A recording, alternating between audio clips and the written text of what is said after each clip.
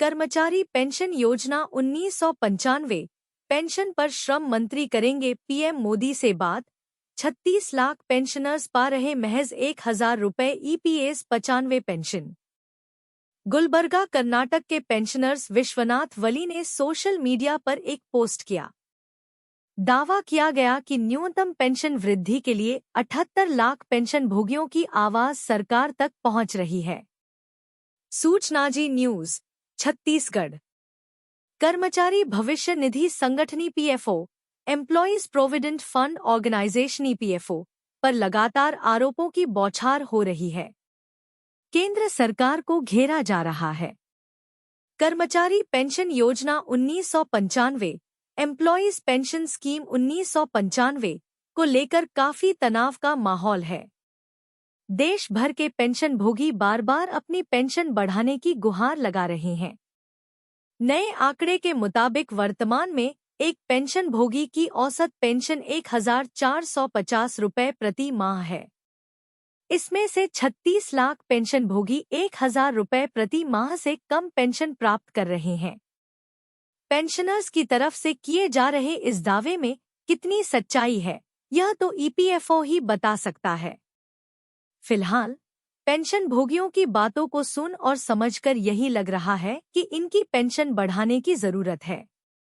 गुलबर्गा कर्नाटक के पेंशनर्स विश्वनाथ वली ने social media पर एक पोस्ट किया। दावा किया गया कि न्यूनतम पेंशन वृद्धि के लिए 78 लाख पेंशन भोगियों की आवाज सरकार तक पहुंच रही है। आंदोलन का नेतृत्व करने वाले पदाधिकारी केंद्रीय श्रम और रोजगार मंत्री Mansukh Mandaviya, labour and employment minister Mansukh Mandaviya से मुलाकात की। न्यूनतम पेंशन वृद्धि 7,500 रुपए करने पर चर्चा की। ईपीएस 95 राष्ट्रीय संघर्ष समिति (एनएसी) ने बताया कि केंद्र सरकार ने न्यूनतम पेंशन वृद्धि 7,500 रुपए करने का आश्वासन दिया है। मंत्री मंडाविया ने उन्हें बताया कि इस पर प्रधानमंत्री नरेंद्र मोदी जी से चर्चा की जाएगी। इन तमाम बातों के दौरान यह रिपोर्ट में सामने आई कि वर्तमान में एक पेंशन भोगी की औसत पेंशन 1,450 रुपए प्रति माह है और इसमें से 36 लाख पेंशन भोगी 1,000 रुपए प्रति माह से कम पेंशन प्राप्त कर रहे हैं। एनएसी ने बताया कि यदि इस पेंशन में वृद्धि की जाती है तो जीवन सुरक्षा के लिए न्यूनतम 7,500 रुपए प्रति माह पेंशन मिलनी चाहिए। अगर ऐसा होता है तो अच्छी बात। पेंशन भोगी सनत रावल ने कमेंट किया कि हम ईपीएस 95 पेंशनर्स वरिष्ठ नागरिक आश्वस्त रहें, आशा रखें कि सरकार कम समय में न्यूनतम पेंशन स्वीकृत कर सकती है। अगर ऐसा है तो यह अच्छा संकेत, अच्छा प्रयास है। एनएसी जिंदाबाद। 78 वर्ष का हूँ और 1,224 माह पेंशन मिल रही। रामकृष्ण पिल्लई का भी इस पर कमेंट आया। उन्होंने लिखा, मुझे नहीं लगता कि वर्तमान व्यवस्था के तहत यह संभव है, जिसके अनुसार सामान्य तौर पर स्वीकार्य अधिकतम पेंशन 7,500 है, तो न्यूनतम पेंशन 7,500 कैसे हो सकती है। यदि पेंशन योग्य वेतन सीमा बढ़ाई जाती है तो अधिकतम पेंशन अधिक संभव हो सकती है, वह भी भविष्य के पेंशन भोगियों के लिए। अधिकतम पेंशन की स्वीकार्यता नवंबर 2028 से शुरू होती है, यानी 16 नवंबर 1995 से सदस्यता के 33 साल बाद। अपवाद कुछ हो सकते हैं। मैंने अपना सुझाव पहले ही पोस्ट कर दिया है। मैं 78 वर्ष का हूँ और 1,224 माह पेंशन प्राप्त कर रहा हूँ। ईपीएस 95 न्यूनतम पेंशन। सरकार और ईपीएफओ को सबक सिखाने पेंशन भोगियों का बड़ा फैसला। सरकार और कर्मचारी भविष्य निधि संगठन ईपीएफओ पर खासा नाराजगी है। सूचना जी न्यूज छत्तीसगढ़। कर्मचारी पेंशन योजना 1995 के तहत न्यूनतम पेंशन 1,000 रुपए आखिर कब तक मिलती रहेगी। इसे 7,500 रुपए कराने की आवाज उठ रही है, लेकिन सरकार के कान तक नहीं पहुंच पा रही है। गुस्साए पेंशनर्स ने यहां तक बोल दिया है कि अब घी सीधे अंगुली से नहीं निकलने वाली है, अपना रुख बदलना ही होगा। मोदी सरकार और कर्मचारी भविष्य निधि संगठन पीएफओ पर खासा नाराजगी है। ईपीएस 95 पेंशन को लेकर सोशल मीडिया पर एक पेंशनर्स ने लिखा, अशोक राउत जी, अब आप तो समझ लीजिए कि घी सीधे अंगुली से नहीं निकलेगी, अंगुली को टेढ़ा करने से ही घी मिलती है। जितने भी पार्टी के राजनेता नेता लोग हैं, सभी लोग पर भरोसा करना हमारी मूर्खता है। जब काम रहता है तो आपके घर झाड़ू लगाने वाले हैं, काम हो जाने पर रास्ता बदल जाते हैं। कभी भी विश्वास के पात्र नहीं है, न रहेंगे। अपनी जिंदगी खुद ही समझना है। एक अन्य पेंशनर्स दीपक पटेल ने मन की बात लिखी, कहा, अशोक राउत जी, हड़ताल एवं आंदोलन से कुछ नहीं होना है। सांसदों और विधायकों को बिना कंडीशन के 1-1.5 लाख पेंशन दी जा रही है एवं उन्हें अन्य सुविधाएं भी प्रदान की जा रही है। अतः मेरा आपसे निवेदन है कि महाराष्ट्र चुनाव में वोटों की राजनीति करें। गरीब मजदूर की आवाज ऑडियो होती है, उसका उपयोग कर सरकार को सबक दिखाएं। जनहित में जारी।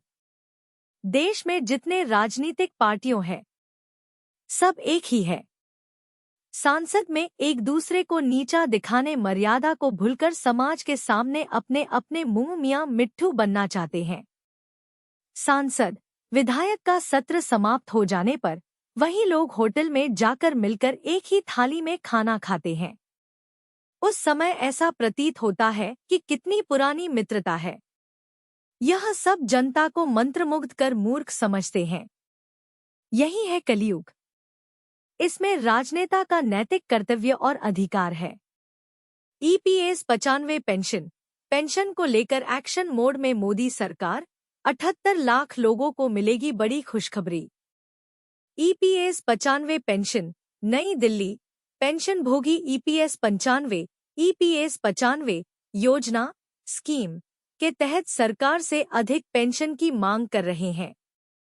इस संबंध में सरकार गवर्नमेंट ने शुक्रवार को पेंशनर्स को आश्वासन दिया है। ईपीएस 95 योजना के करीब 78 लाख पेंशन भोगी न्यूनतम पेंशन बढ़ाकर 7,500 करने की मांग कर रहे हैं। ईपीएस 95 पेंशन, नई दिल्ली। पेंशन भोगी ईपीएस 95 योजना स्कीम के तहत सरकार से अधिक पेंशन की मांग कर रहे हैं। इस संबंध में सरकार गवर्नमेंट ने शुक्रवार को पेंशनर्स को आश्वासन दिया है। ईपीएस 95 योजना के करीब 78 लाख पेंशन भोगी न्यूनतम पेंशन बढ़ाकर 7,500 करने की मांग कर रहे हैं।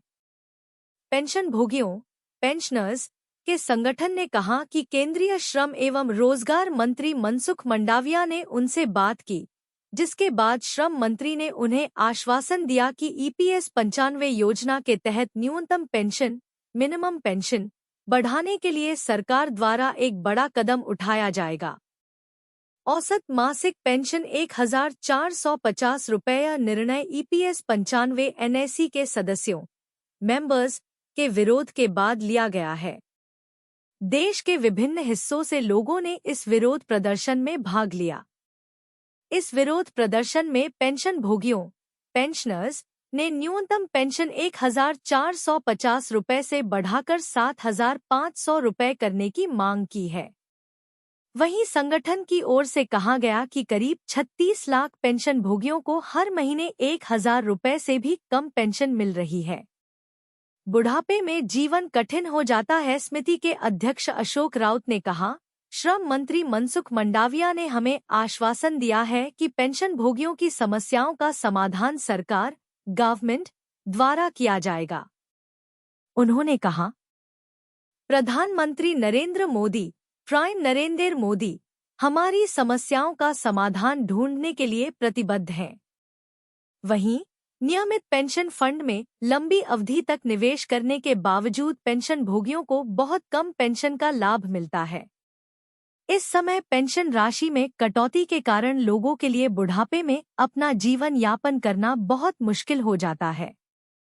वहीं अध्यक्ष अशोक राउत ने बताया कि ईपीएस 95 योजना के तहत न्यूनतम पेंशन मिनिमम पेंशन को बढ़ाकर 7,500 रुपये करने की मांग की गई है। इसमें महंगाई भत्ता, डीए और पेंशन भोगी के जीवन साथी के लिए मुफ्त स्वास्थ्य देखभाल शामिल है। इसके बाद राउत का कहना है कि कांग्रेस और अन्य विपक्षी दलों ने पेंशन भोगियों से बात की है और पेंशन में बढ़ोतरी का समर्थन करने का आश्वासन दिया है।